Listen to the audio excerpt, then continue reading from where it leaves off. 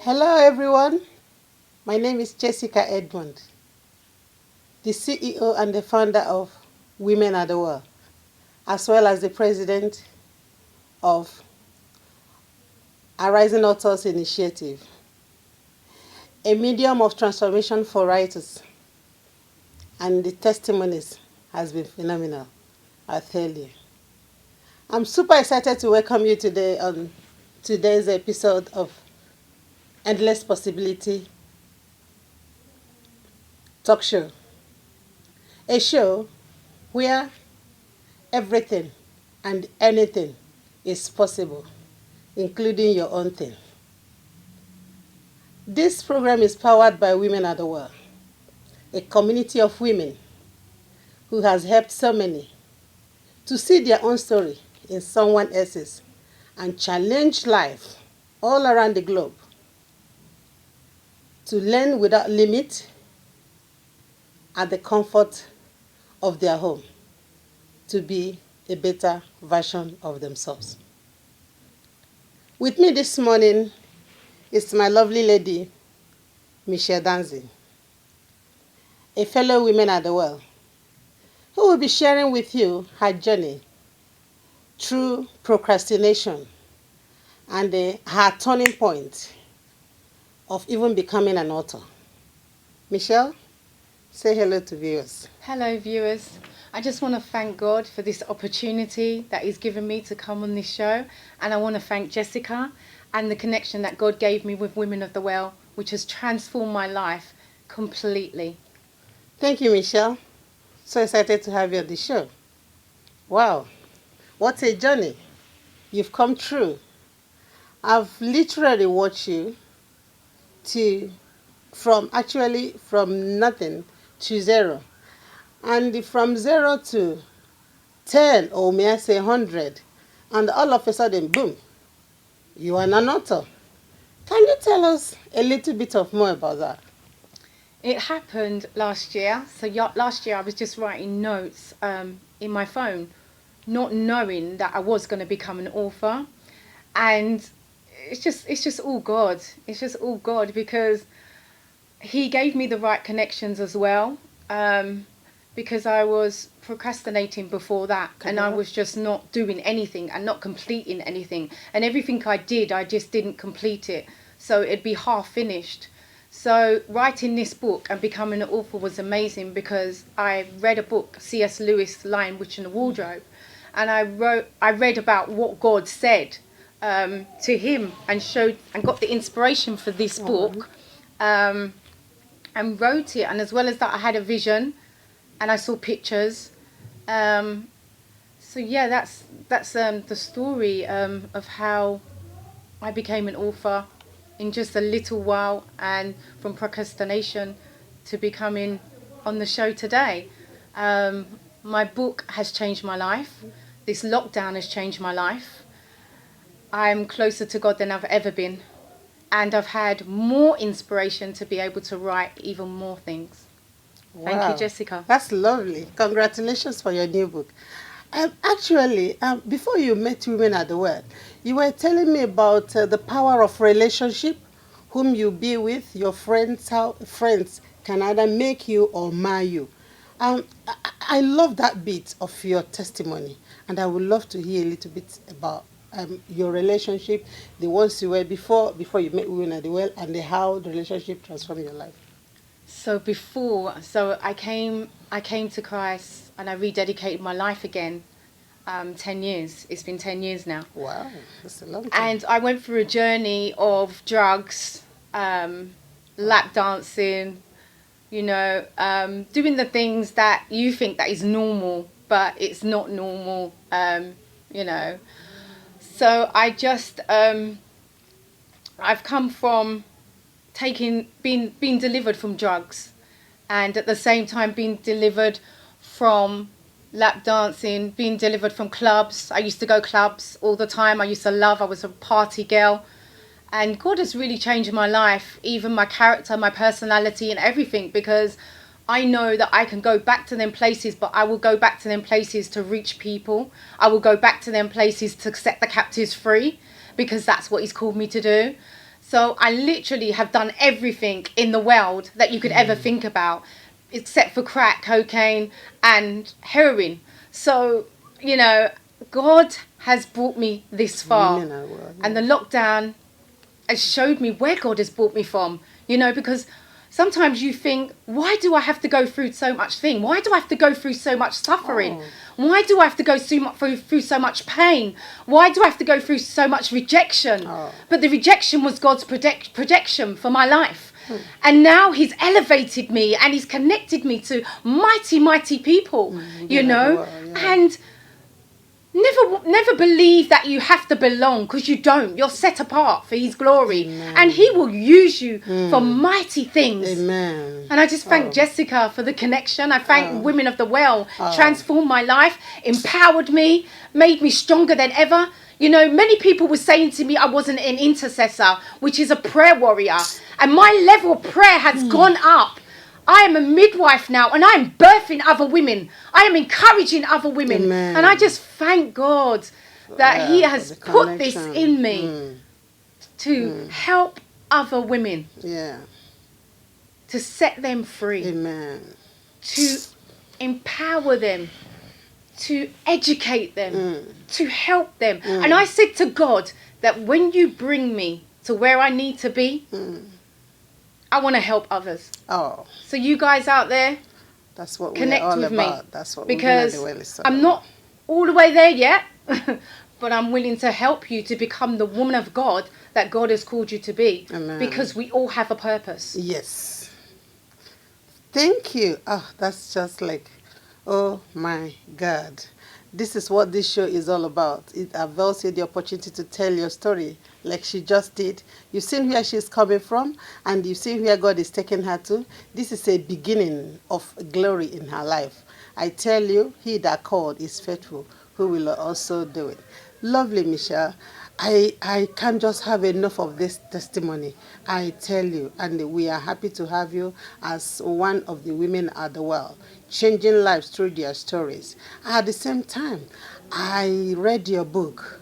Yes. Oh my God, what an inspirational book. I would like to know, where did you get this inspiration from? From the name to the illustration, it's just amazing. It's amazing. I have never seen a book like that. Wow. Once again, congratulations. Can you just tell us how you were inspired, what inspired you in writing the books, and the name and the illustration, and how it came about? The Holy Spirit inspired me, of course. He gave me the creative abilities and ideas because I couldn't do it without him. I'm nothing without him. I had visions, I had dreams, I saw pictures, and as well as that, in my worship time, that's when the Holy Spirit gives me inspiration. That's when I get all my inspiration. It's amazing. It just comes, it's like an imprint, and I start writing and writing and writing and writing. And the inspiration, as I said before, it comes from C.S. Lewis, The Lion, the Witch and the Wardrobe. Wow. And I said to the Lord, I want to write a children's book because there's so many children's books that are not inspirational and are not pointing them to Jesus, that are not pointing them to the bright light. So the Lord gave me a name, The Bright Light and the Secret Maze. And this book is for every denomination, race, background. And it's a book about unity and togetherness. Unity and togetherness in one race, in one community. And children playing in harmony, you know, and being free.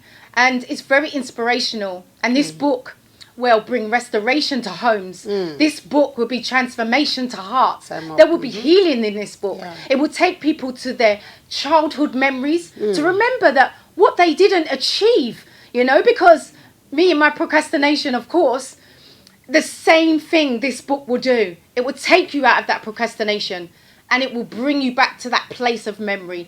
What you didn't do when you was a child. I'm sure that there's many things that you wanted to do as a child. I'm sure there's many things you wanted to do as an adult. So this book will take you there. It will take you on a journey. And I wanted everybody to go on a different journey. I didn't want anybody to have the same journey. So Jessica could read this. And she'll go on a journey. Somebody else could read this and go on another journey. And when we speak, our journeys are going to be different. Our journeys are going to be amazing. we're going to be able to help each other by reading this book. Yeah. Because everybody has a different story. Exactly. Everybody can relate to this book in different characters. That's it. Thank you. Read this book. It's going to change your life. Thank you. Thank you so much, Michelle. Wow. And this is what this show is all about. If you have a story out there and you want to be able to tell your story or tell us what you do in maybe it's a passion or a hobby, and you want to tell us your story of where God has taken you from and where you are right now, please feel free to contact the numbers on the screen and get in touch with us, and we'll be happy to have you here. We'll go on a short break right now, and we'll see you right after the break. Thank you.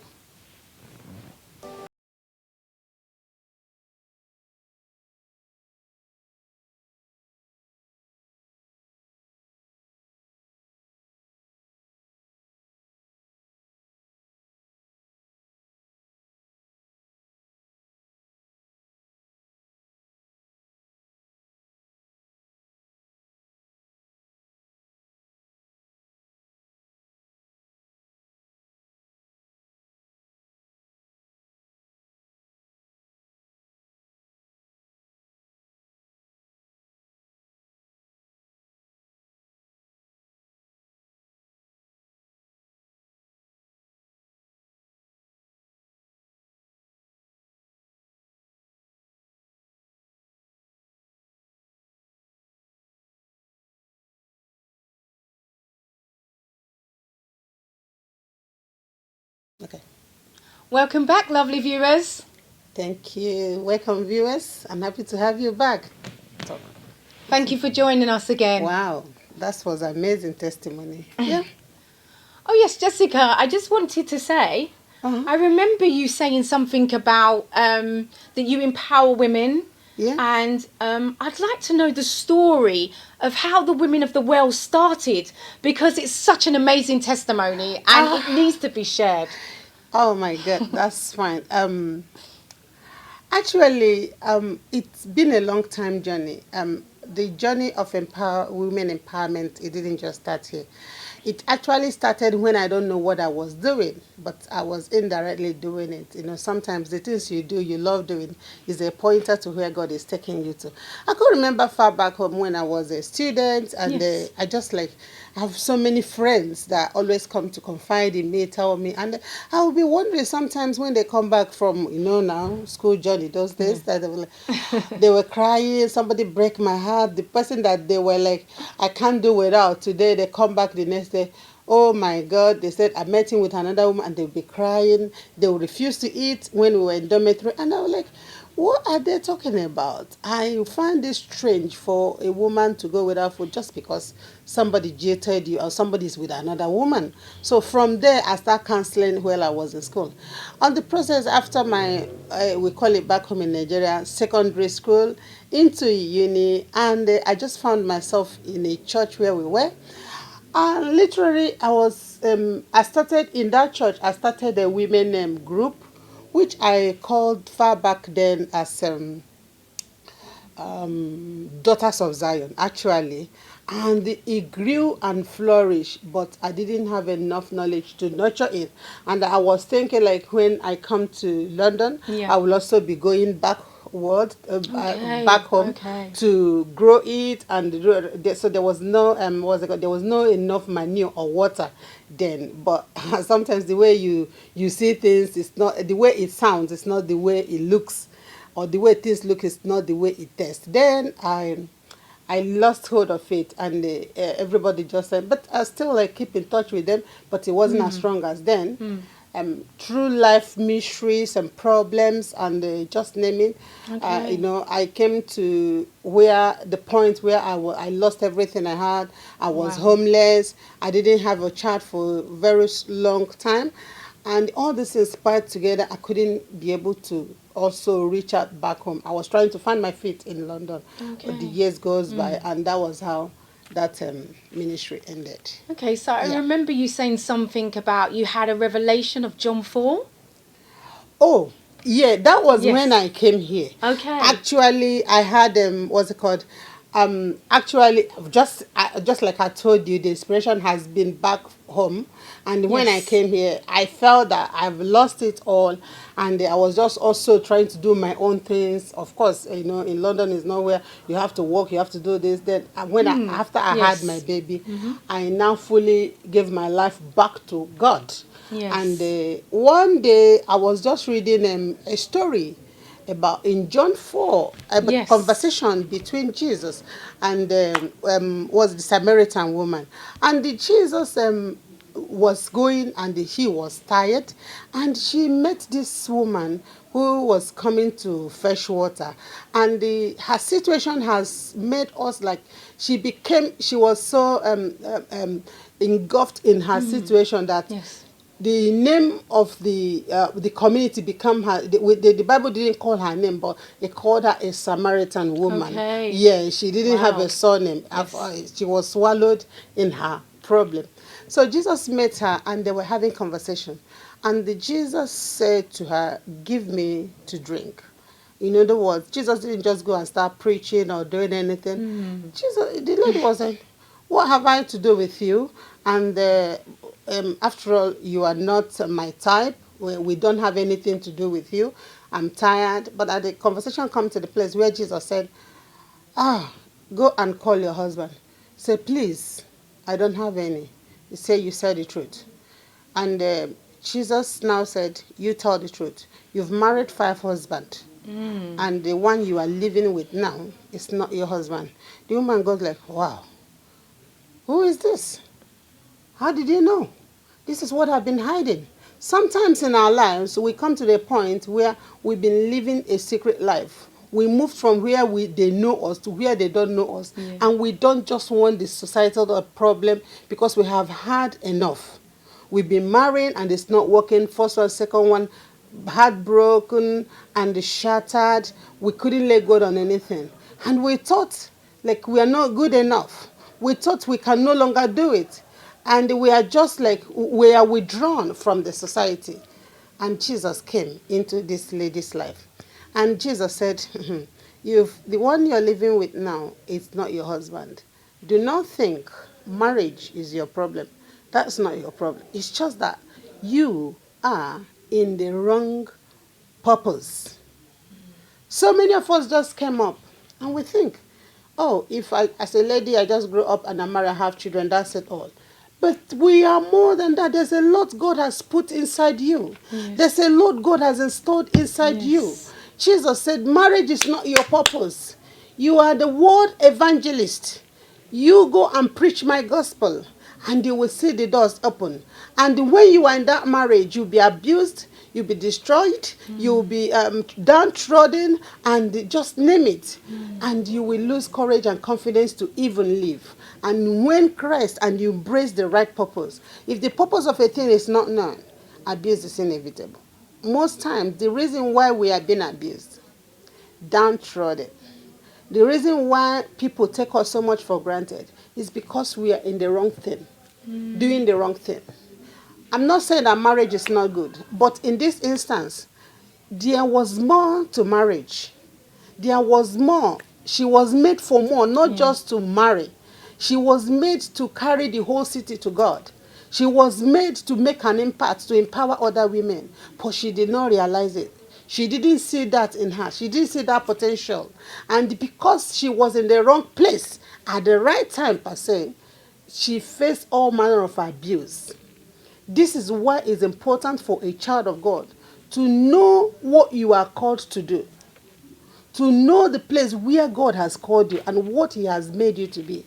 And when you are at the right time, I tell you, you will no longer be abused. Most of the times, the things we faced is because we refuse to acknowledge our purpose or to even know what our purpose is all about. So when she met Jesus, and I said, oh, this is me. This is this woman at the well. That was how the inspiration Wow. comes. And that For is a me great to testimony. inspire other women that you might be in the wrong relationship, it's not because you're not good enough. But try to find out your purpose, trying to find out your calling, and you will see that those people that were abusing you will follow you to fulfill this purpose. You might be, this hour, you might be thinking of committing suicide because of what society is stereotyping, because of verbal abuse, because of what you've been passing through. You've input so many things in what you're doing, and yet nothing is happening. Yes, the reason is that you have never found your purpose. Once you found your purpose, I tell you, the nations will celebrate you. That was the reason why this woman was in the right place, the wrong place. And that was the reason why she faced so many things that she faced. So I now said, I am going out to look out for women who has been in this situation, downtrodden, abused, who has have stress past and the fears of advancing into the future. And I will look out for them and empower them to find of all locate their purpose, find of all fit into their purpose, find of all and know that there's a lot they can offer. That if you have done it, I have done it in terms of writing books, changing our lives through relationship, they too can do it. Your problem and your situation is not unique to you. And everything that comes your way, the Bible said the Lord has given you strength and power to overcome. That power is resident in you. Find it out, make use of it, and the sky is your stepping stone, not even your limit. You haven't seen anything yet. And I'd like to say it's not just for believers, it's for unbelievers as well. We're reaching out to every woman, every man, all over the country, because it's a charity and we're reaching out to others. Yes, the reason why I make it a charity is not just like it's when Jesus went to the Samaritan woman, Jesus said, "Give me," and Jesus didn't just start preaching. He said, "Give me. I'm tired. I'm hungry." So many times we try to overlook people around us. We try to overlook things that we need, people we need to help. Everything is not about prayer, prayer, prayer. Yeah. There are sometimes, even in John, the book of James, I meant to say, he said that if you see your brother who is hungry and you say, "Go and pray, the Lord be Yes. with you," you've not. Faith is all about work. And I said, no, I don't want to recycle Christians, whereby you don't give other people opportunity to listen to our messages. We are here to help. And every help is not until you have money. Just any little help.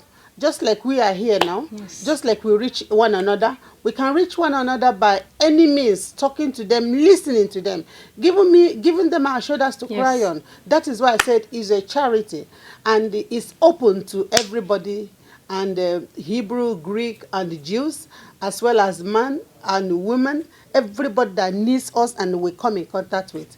We have a mandate to transforming lives, changing lives, and making them belong where they need to belong, as to see Father through our own stories, that they will see Father quicker and also ride on our shoulders to get to where they need to belong.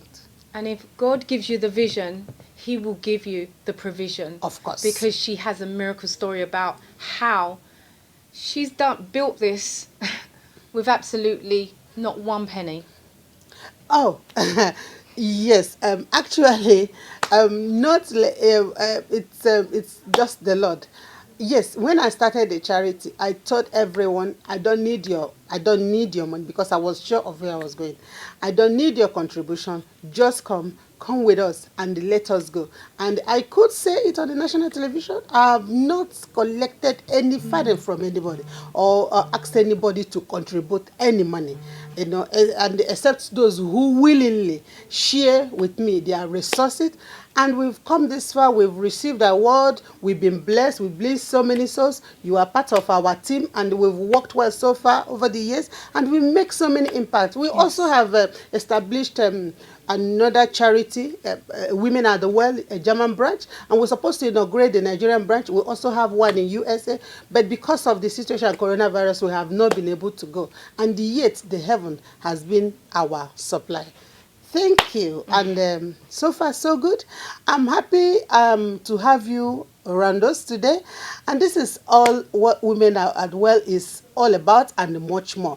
I would also want to be proud of each and every one of you, men, women, girls, impacting other people's life and empowering them in your local community. And I believe you would want us to hear your story. And please try and connect with us, and same on the same time next week, and your story will be heard. You are next in line. Thank you.